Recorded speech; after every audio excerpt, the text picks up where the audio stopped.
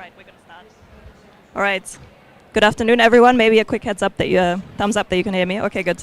Yeah, it's my pleasure to welcome you to the side event on climate overshoot challenges, peatland warming, risky assumptions, and temporary CDR solutions. Thank you very much to the ICCI Pavilion and the Chile Pavilion for hosting us. So unfortunately, all of our speakers are virtual, so that's why it's looking a little empty up here. But hopefully you will enjoy the event nonetheless.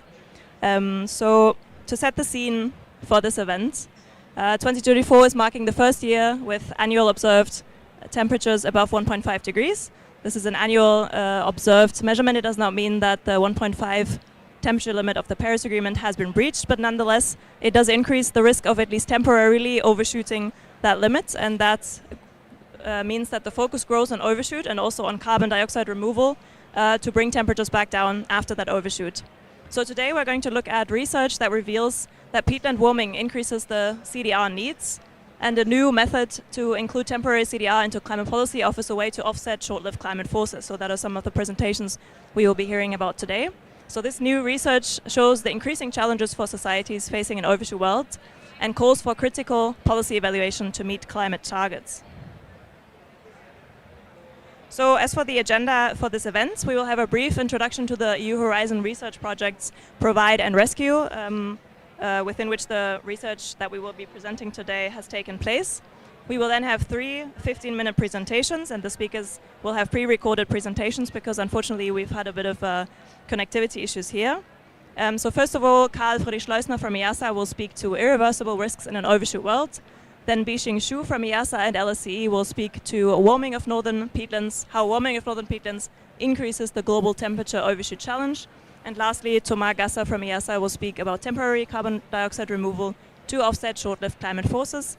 And at the end, we will unfortunately not be able to have a Q&A session, but we would very much welcome any comments or interventions on these topics. My name is Uta Klönne from Climate Analytics. I will be moderating this event, and it is organized by Inga Menke from IIASA. So yes, with this, I would like to ask the technical support team to, I think I have more slides, sorry.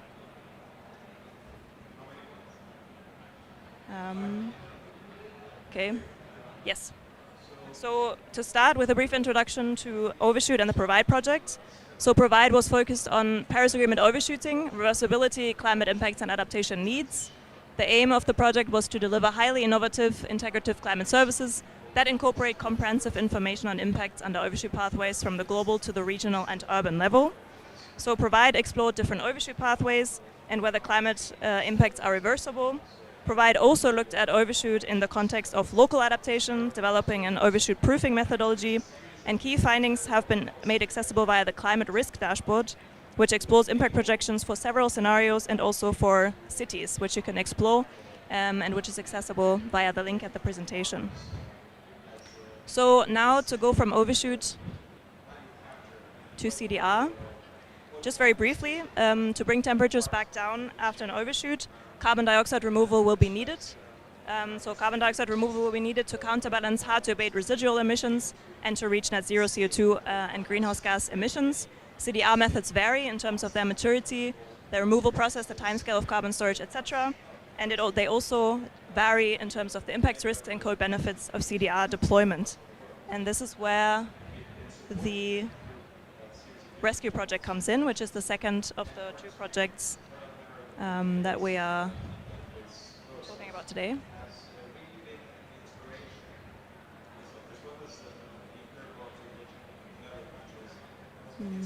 If the slide will load. Yes. So the rescue project aims to develop new CDR portfolio scenarios for this century, to provide an exhaustive analysis of the response of the climate and the Earth system to temperature stabilization, following greenhouse gas emissions reductions with or without overshoot above several temperature limits. And based on these new scenarios, Rescue assesses the potential role of CDR, including net GHG emissions, as well as its environmental impacts, side effects, and potential co-benefits. And last year, we published a policy brief on these new scenarios, which you are very welcome to download.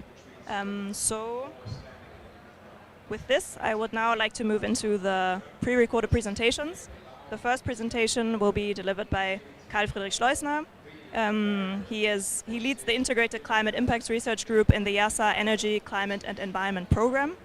And yes, please play the first recording. Thank you. It's Carl Fleisner, and I want to talk to you about questions of irreversible risks in an overshoot world for this very important side event. If you see this recording, it seems that due to challenges in internet connection, I can't be in person, but I wish you a very successful side event and fruitful discussions. So when we talk about climate overshoot as a question, I think we need to appreciate it represents a paradigm shifting way of looking at the world. So we are not on track to limit warming to 1.5 degrees. We are rather on track to exceed that level. And we have entered now a period where we need to expect the impacts of that level as we affect the first year about 1.5 degrees, just in 2024.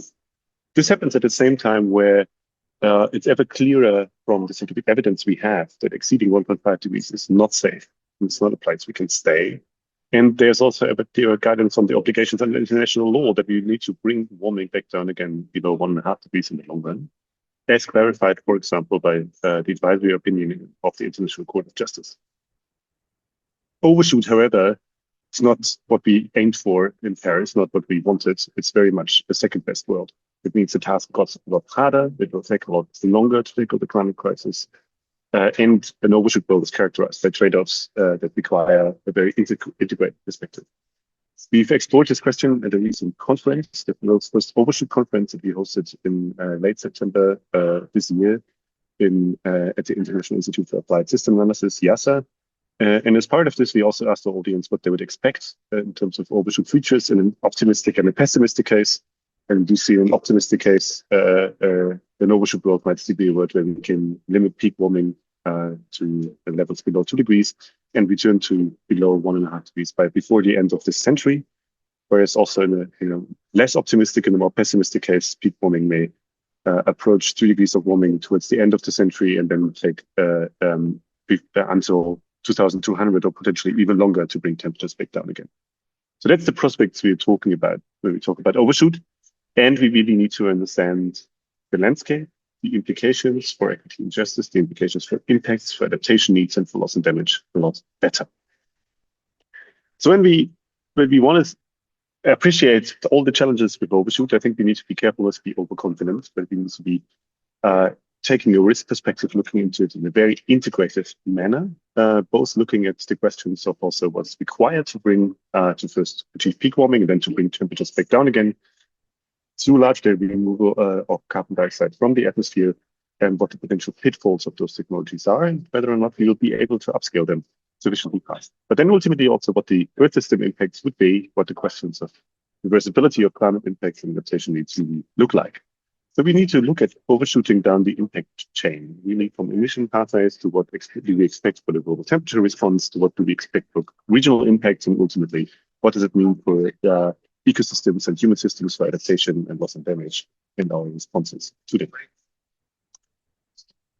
When we talk about the reversibility of impacts, ultimately, we have some confidence that we can reverse global mean temperatures by removing carbon from the atmosphere. There's uncertainties around how exactly, and if it's going to be proportional in the same way up and down. And I think these are very important questions that we need to explore. But ultimately, there's a bit of an expectation that we are able to do this based on our current understanding and best development knowledge. And there will be, but then it's the question, what happens with different climate effects? And it could look very differently. So some may actually be reversible after a bit of a time lag, like the one here to the left, which is the Arctic sea ice, illustrated by a recent fantastic paper by IIASA and colleagues. Some others may actually be showing irreversible shifts, such as ecosystem shifts and disruptions, where it might be partly reversible, but parts of the ecosystem might be lost, maybe even lost forever if species go extinct. And then there are other impacts, such as sea level rise, but also many cryosphere impacts, where ultimately there's a lasting legacy of overshoot for centuries to come that is not going to be reversible, but overshoots going to just add to the ever-emerging long-term signal in terms of climate stresses.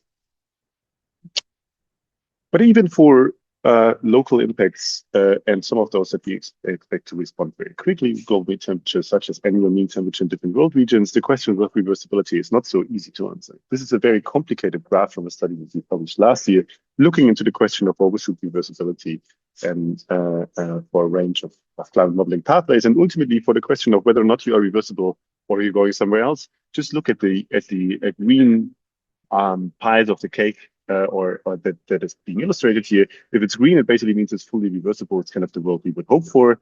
If it has a different color or a different segmented color, it means it's not fully reversible and something else is going on. So we can even see that there are many regions of the world, basically continued climate change would happen after an overshoot scenario. And even for those indicators, it's not fully reversible.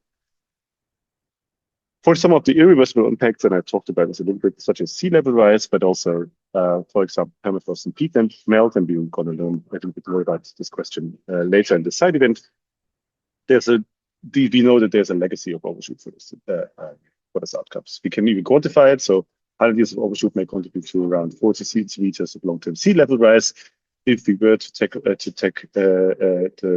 trigger some irreversible thresholds in the climate system, this could be even much higher, more than a meter potentially, in 2300.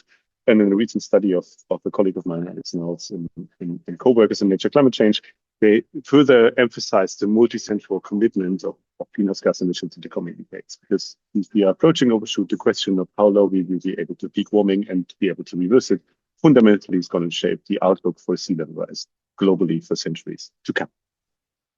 Similarly, also we see some responses in the cryosphere and that are acting on very long timescales, and some of them are also unexpected. So this is a study by Liam Schuster and others from the PROVIDE project, where we looked into the question of stabilization scenarios with overshoot and the legacy of overshoot. And what has emerged there for glaciers is if you have a fast responding glacier to global temperature, you may see not just the peak water in the glaciers melting much faster because of higher temperatures, but ultimately in the overshoot phase, also something that we term trough water. So when the glaciers regrow after peak, the runoff reduces and then reduces further if the glacier stabilizes. So it's actually then the stage. So you have less water. So you have a seesaw behavior. First, you have more water and then less water, in particular during dry season. And that's going to be a big challenge. For adaptation, it's going to be a big challenge for communities, depending on glacial water, in particular in Central, South, and East Asia. So I think it's really something to look at very, very carefully. And it's, I think, also some of the many examples of surprising impacts and surprising implications of an overshoot for the Earth system and the legacy in it. So when we look a bit further, we can talk about the risks of climate tipping points and the overshoot scenarios. And we can see that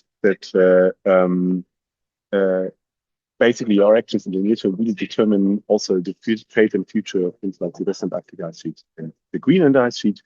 If we stay on current policy trajectories, and then even if we try to come back to the pessimistic overshoot trajectory, we might still have a close to 50% chance of risking at least to have triggered one tipping point by 2300, even if we brought temperatures back but down below to 1.5. And we can really say with every tenth of a degree above 1.5, the risks of triggering irreversible responses in the climate system keep increasing, and even more so above 2 degrees. There are some caveats to these studies because there's deep uncertainty to the response timescales of some of the systems, but fundamentally, that's given our current knowledge of the responses of the systems, that's exactly share. So you may think at this point in time, well, why even bother? Why reverse warming? Why even engage in overshoot discussion? And that's because staying above 1.5 degrees is a lot worse. So while overshoot is the second best world, it's not the option that we hope for in terms of never exceeding 1.5 degrees. It's still a lot better, and there's a world to win by bringing temperatures back down again. Impacts will be a lot lower. The long-term legacy will be substantially reduced, and we also need to appreciate that a lot of regional climate impacts lag behind global temperature. So a lot of damages can still be avoided by bringing temperatures down again, particularly quickly. And we've also looked into this question if we achieved net zero greenhouse gases as per Article 4.1 and brought temperatures back down again in the longer term. We could still reduce sea level rise, for example, by 2,300 by around 0.5 meter, potentially even by more than a meter, depending on how some of the tipping points going to respond to this. So I think there are very, very strong and very good reasons for aiming for temperature reversal. And this is even further substantiated when we look into the potential response dynamics of some of the tipping points in the climate system. where we see if we're not achieving and maintaining net zero greenhouse gases, so we're staying above 1.5 degrees. In the longer term, and this is a very long-term perspective, we have a very considerable risk of triggering some of those tipping points in the climate system.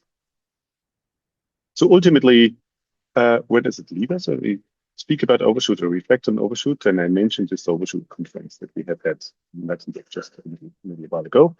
And there's really one thing we produced from there was an integrated perspective, going all the way from perspectives of high possible ambition and what's required in terms of bringing emissions down now on the race to net zero, all the way to the legal implications, the loss and damage and adaptation needs. And this is a bit the synopsis that we co-produced with all the participants at the conference, illustrating that some of the key insights that we gathered from Overshoot, that global warming above 1.5 degrees will increase the irreversible and unacceptable losses and damages to people, societies, and the environment. And it's therefore imperative to minimize both the maximum warning and duration of overshoot above 1.5 degrees. And this is required by international law, and it's possible by removing CO2 from the atmosphere and further reducing remaining other greenhouse gas emissions. So that's really the messaging that you need to bring home and that we need to focus on in order to limit overshoot risks. And the subsequent speakers going to shed even further light on the question of overshoot and different trajectories and their consequences. So thank you very much for your attention, and I hope I'll be with you for a discussion. If not, I wish you a very successful COP30 at Peatland. Thank you very much. Yes. Virtual applause for Carl. Thank you very much for this presentation. Great, thank you. So yeah, we will move straight on to our next speaker, Bixing, who is a research scholar in the Energy, Climate and Environment Program and Advancing Systems Analysis Program at IIASA. Hello, everyone. It's my pleasure today to talk about our recent work on warming of northern peatlands increases the global temperature overshoot challenge. My name is Bixing Zhu. I'm a research scholar at IIASA. Let's start looking at the overshoot challenge. So it refers to as the temperature overshoot, which is for the 1.5 temperature target being exceeded temporarily, then the global surface temperature falls back to or below this target. As in comparison with the stabilization scenario where this temperature was never exceeded clearly, even a temporal overshoot activates feedback that make recovery harder. So overshoot isn't harmless, it can trigger Earth system feedbacks. In this study, we are looking into a missing piece in the Earth system, the northern peatlands. Although it has been actively studied in recent years, northern peatlands is not well represented in the Earth system models yet. But looking into the system itself, it is a very important part of the carbon cycle. Size-wise, as shown in this map, it covers only a small part of the world, but carbon-wise, it stores a large amount of global soil carbon. Previous study has shown that it is currently a carbon sink, but a missing source. It has been changing a lot and will be changing even faster because of intense warming in boreal regions. Here brings me to our research question, that is, how do northern peatlands, this fast-changing system, influence the climate trajectory under temperature overshoot scenarios?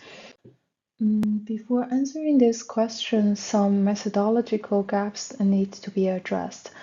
So far, peatland studies have been focusing on field-based studies or complex land surface models. Field-based studies usually use observation, and they are used to study peatland mechanisms in great detail.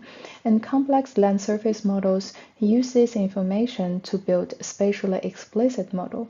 They are typically process-based and try to truthfully represent peatland processes into these complex models. However, peatland is not well represented in Earth system models, which means that what complex land surface models have learned and generated cannot be put into Earth systems to study its feedback. In order to address this gap, we have developed this Peatland Oscar Peat emulator.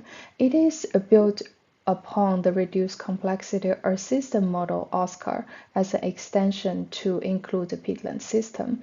In comparison to the complex land surface models, it is not spatially explicit, but rather we focus on big regions. For example, we don't have graded results, but we have North American peatland, Eurasia peatland, etc. And it's a parametric model, so we do not have every single possible process that's in peatland system, but rather in this version, we have selected the key processes and pools that are related to peat carbon cycle. Information-wise, our emulator uses information from complex land surface models, so we do not use field-based or observation-based data directly. This diagram shows a brief illustration of how we developed the peatland model and how it is integrated into OSCAR reduced complexity Earth system model.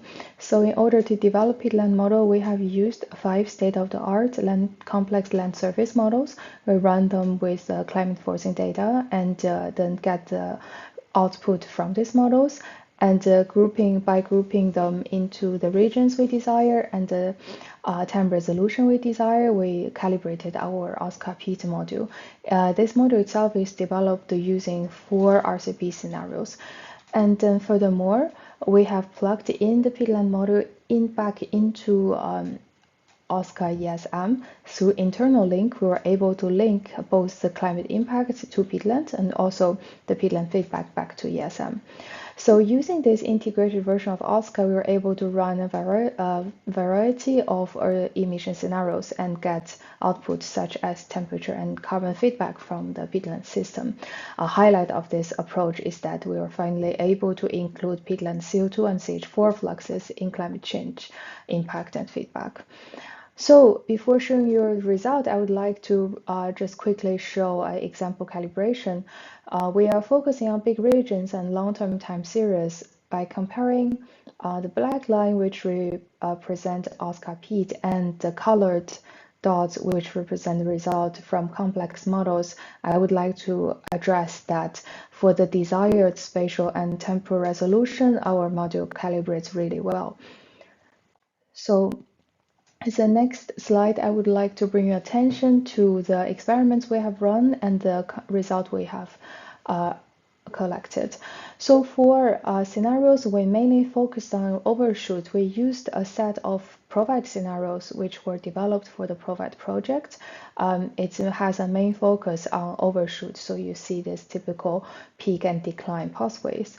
And we also run SSP scenarios for these figures. You can see they are colored so as a reference point. So we mainly focused on the low overshoot scenarios, which means like the highest temperature, as you can see, global warming level, as you can see here, is limited to a maximum of 6 degrees on the graph. And what about the peatland feedback? So these figures show northern peatland fluxes. You can see this changing CO2 flux and methane flux. However, changing CO2 flux would remain mostly negative, means a CO2 sink, and methane flux would remain positive, means a methane source. And we put peatland feedback into a net temperature effect, and from this graph you could see that peatland exhibits a small but positive feedback on the global surface temperature, so which means that the warming effect from peatland is offsetting peatland's carbon gains. Because we simulated 5 models, so we also looked into the uncertainty sources and found out a large intermodal uncertainty. For example, if we look into carbon storage and carbon fluxes during the overshoot period, you could see that different models would have different behaviors. Carbon storage may increase or decrease depending on the model with peak temperature change, as well as CO2 fluxes. So this means that models have still a large intermodal uncertainty.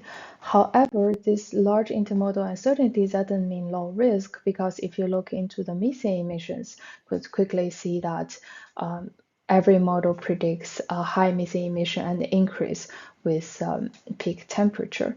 So this is a sign that there's good agreement on potentially very high methane emission associated with northern peatland when we look into overshoot scenarios. So a few words on the uncertainty source. Large uncertainty doesn't mean the models have like fundamental flaws. It just means that probably comes from a lack of information, because all the models agree quite well in the historical period where observations are available. However, we're looking into potential futures where there's no observations available. That means that models like which is reflected then in the intermodal differences and needs to be addressed.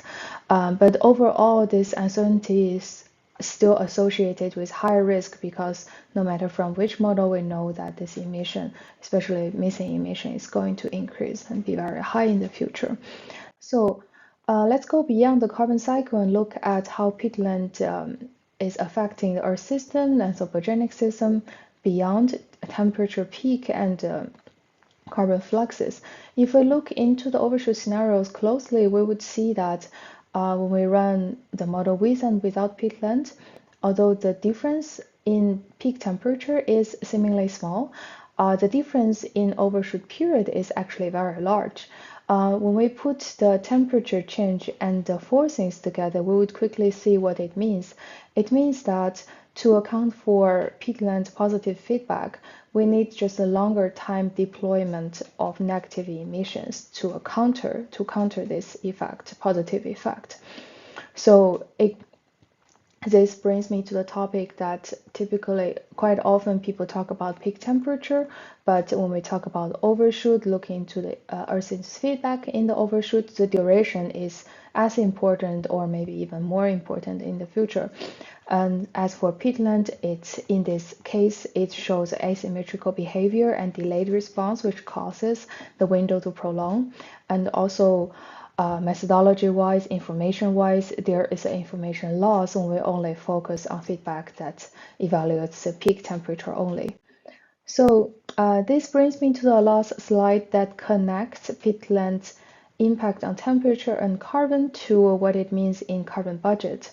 When we include peatland's feedback in Earth system, it means that we would have a higher peak temperature for the same emission pathway and also longer overshoot for the same overshooting pathway. And when we translate it into carbon budget, it means that a higher peak temperature that caused by peatland's positive feedback means a reduction in the remaining carbon budget if we are trying to avoid a certain temperature target, 1.5 degree, for example. And the longer overshoot, as explained, means an increase in the requirement for CDR. And for overshooting 1.5 degrees, for example, considering peatland would mean up to 8.6% increase in the CDR requirement. So this brings me to the conclusion of our study is that we developed this new OSCAR PD emulator that's integrated into OSCAR and is able to study peatland's feedback in interactive mode. And with this new tool, we found that peatland has a positive but small feedback on global peak temperature change, but it significantly extends the overshoot period, and this means that just ignoring peatland would ignore this additional carbon capture that's needed to limit overshoot impact. And furthermore, we would like to highlight that really for peatland system, additional calibrations based on observations with a focus on changing climate conditions are needed to minimize modeling uncertainties and hence to manage the risk associated. So as a next step, we are now looking beyond natural peatland to peatland management. So before we didn't look into peat degradation and rewetting processes, but these are under study right now, and these are also important processes to be considered in peat management. This graph shows that there is large potential emissions from peatland degradation globally. So we would like, as the next step, we would like to integrate these processes also into the peat module, and then we would be able to study the carbon emission or fixation potential from degradation and rewetting. This brings me to my last slide. Thank you very much for your attention. If you are interested in learning more about the IIASA model or using it, feel free to explore our website. We have documentation, and the model is open source, so you can download and explore. Should you have any questions or want to know more about both IIASA and IIASA Peat, feel free to contact me or anyone from our team. You can find the contact from our website. Thank you. Yes, thank you very much, Bixing, for this interesting presentation. And so our last speaker is Thomas, who's a senior research scholar at IIASA and coordinator of the Earth System Modeling Research Theme. So with that, we move on to the third presentation. Thank you very much. Hi everyone, I am Thomas Gasser. I am a senior research scholar at IIASA, and it is my pleasure to present this work I have coordinated on how to properly account for the capacity of temporary carbon dioxide removal to offset the warming caused by short-lived climate forcers. I want to start this presentation with a reminder of this headline statement from the latest State of CDR report that currently, more than 99.9% of CDR is what we call conventional CDR. Conventional CDR includes afforestation, reforestation, and forest management. These two CDR techniques are fundamentally temporary. Harvested wood products from forest management are not a permanent storage, as the wood products will decay with time, and planting or replanting forest bears political risks like deforestation and climate risk like wildfire. As another reminder, if we take the IPCC scenario database and look at the Paris-compatible scenarios, we can see that an increase in conventional CDR is likely necessary to reach this climate goal. Of course, deployment of novel CDR technologies is also necessary, and some of these technologies should be seen as temporary storage as well. For instance, carbon capture and usage for bioplastics is of course temporary, but even agricultural soil carbon sequestration can be seen as temporary. And if we actually consider even the geological storage is technically temporary CDR, except that the timescale of storage is extremely long. So properly accounting for and especially crediting temporary CDR is absolutely crucial to consider all those CDR technologies. Accounting for temporary CDR is actually an old research topic. In the early 2000s, there was a concept introduced called tonne years. Tonne years is a fairly intuitive concept. It is the amount of stored carbon multiplied by the duration of the storage. And the assumption back then would be that tonne years can be related to climate benefit through a simple proportionality/equivalency factor. But even then, there was an issue as to how to define those tonne years. This is an illustration of one of those papers, early papers, and we can see that they already suggest two different methods, one based or using the perspective of the storage pool, and another one using the perspective of the atmospheric carbon pool.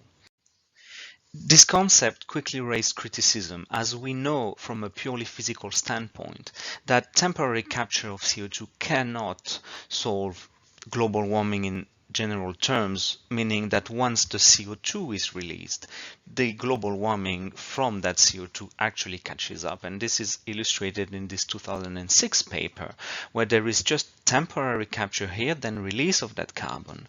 And we can see that the global warming after a couple of decades catches up and actually becomes slightly positive. So there's no net gain on the long term from that temporary capture. The topic is still in discussion today.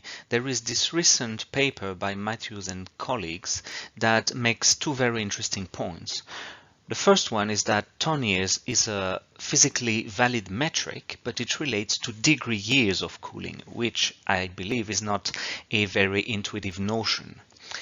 The second point is that because of the first point, there is no unique equivalency factor between ton years and the temperature benefit, the temperature cooling that is induced by those ton years. And this is illustrated in this figure where the dashed and dotted lines show the expected cooling would this equivalency factor be real, whereas the plain lines show the actual cooling in their model. I also want to mention a number of economics-based studies that were mostly compiled in this UNFCCC information note that I have screenshot, and that essentially introduce a discount rate to rationalize the equivalency between ton years and cooling. The idea of the discount rate is just to say that the future release of CO2 does not really matter or matters less because future generations will be richer and will have the means to handle it. In our study, we make a new proposal to properly account for temporary CDR.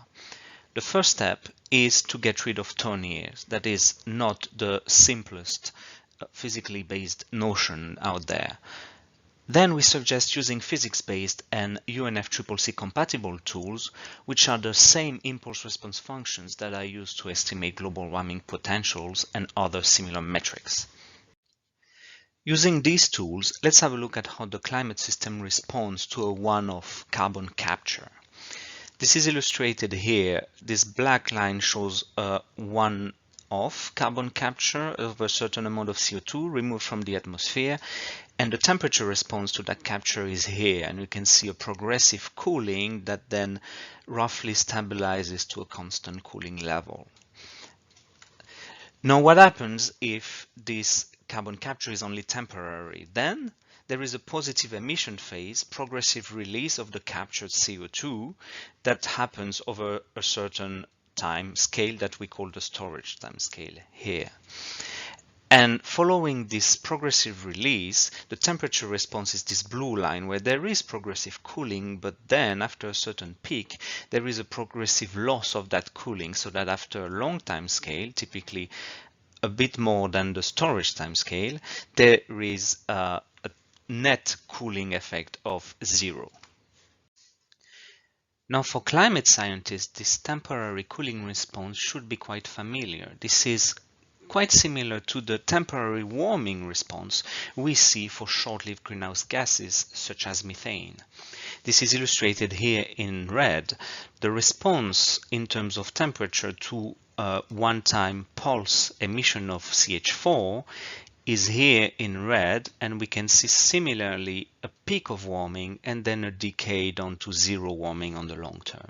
This is quite different from the response, the warming response to a long-lived greenhouse gas such as nitrous oxide here, that is illustrated in orange, where we see this flatter response that corresponds more to the flatter response to permanent CDR. So our proposal is very simple. It relies on this symmetry between the temporary cooling from temporary CDR and the temporary warming from short-lived greenhouse gases, in this case methane. And what we do in our study is quantify the amount of temporary CDR that is required to compensate the integrated warming from 1 unit of short-lived greenhouse gas emission. This is investigated as a function of the storage time scale, because of course if we store for a longer time we will need less total storage, but also as a function of the time horizon, that is the year until which we want this compensation to be true. This figure summarizes our main quantitative results. This is a three-dimensional figure and I will take the time to explain it. On the x-axis, we have the time horizon considered, so the time after emission until which the compensation is true. On the x-axis, we have the storage time scale, so for a higher value, we have more permanent storage technologies.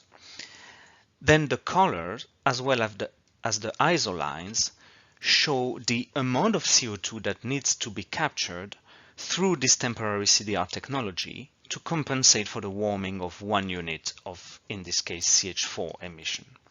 As a reading example, if we have access to a technology that captures CO2 for 50 years and we want to compensate for 200 years, then we need roughly to capture 200, for instance, tons of CO2 through that technology to offset 1 ton of CH4 emission at the same time.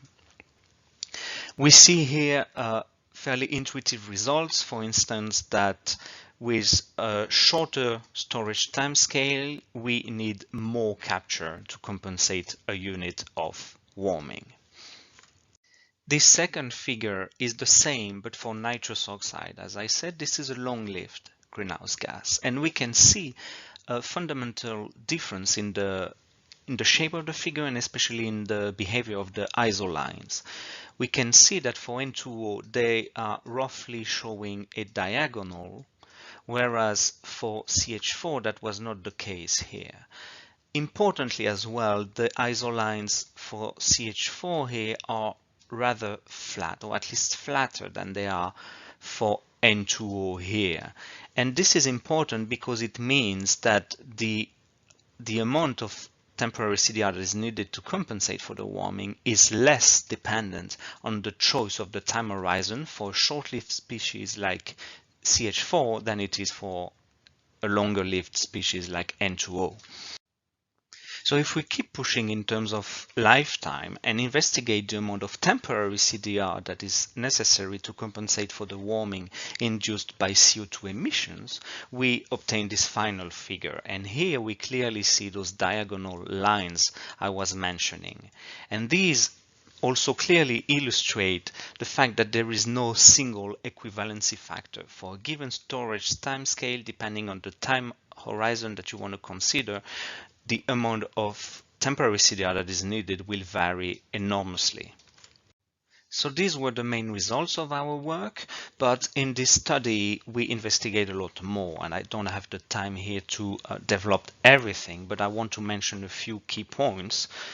First, we investigated the robustness of our conclusions to various emission profiles and even removal profiles. So in terms of emission, we investigated linear decay, we investigated flat emissions, we investigated delayed one-off emissions, but we also investigated, as I said, the profile of removal, where we have a progressive removal of CO2 and only afterwards a release that would match better nature-based solutions here. The results are robust to these. Of course, the quantitative numbers, they differ, and this can have a significant impact on the actual amount of temporary CDR that is needed to compensate for a certain warming.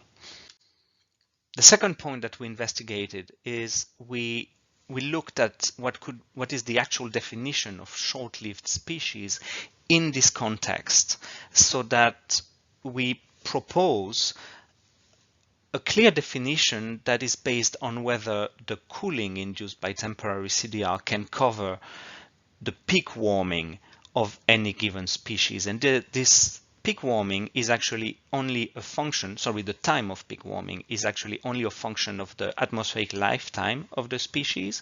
And for instance, we find that if we have a 100-year storage technology of temporary CDR, we can cover the peak warming of a species that has up to 12.7 years of atmospheric lifetime. So we could still cover the peak warming of methane through a 100-year temporary CDR technology. So to conclude, I have a few key messages that I want to convey. The first one is that we can, and I believe we should, include temporary CDR into a UNFCCC compatible accounting framework that does not use ton years. The second point is that this framework essentially provides a GWP, a global warming potential, for temporary CDR, or actually any other similar metric. I have highlighted in that table the infamous GWP 100, and we can see that for temporary CDR with a storage time scale of 20 years, the GWP would be minus 0.05. However, it is absolutely crucial to understand that because of the physical reality, temporary CDR can only offset the warming caused by short-lived greenhouse gases, and it cannot offset CO2 emissions, which means that even though we could use GWPs, all those species are not fully fungible from a physical standpoint. Therefore, the only physically sound way of accounting for temporary CDR is to introduce like-for-like offsetting rules, as advocated by others. Those rules would require reporting short-lived and long-lived species separately, as well as warming and cooling, and to allow offsetting warming only when it physically makes sense. This was my talk. We are doing our best to get the paper published as soon as possible. Thank you for your attention. Thanks very much to the speakers for your insightful presentations. Unfortunately, it was not possible to do this via live stream due to some technical gremlins here, but I would invite any comments that anyone from the audience may have. Otherwise, please feel free to contact the speakers directly with any questions. And yeah, thanks again very much to the ICCI Pavilion for hosting us. Thank you very much for coming to the side event, and I wish you all a great day and rest day of COP. Thank you.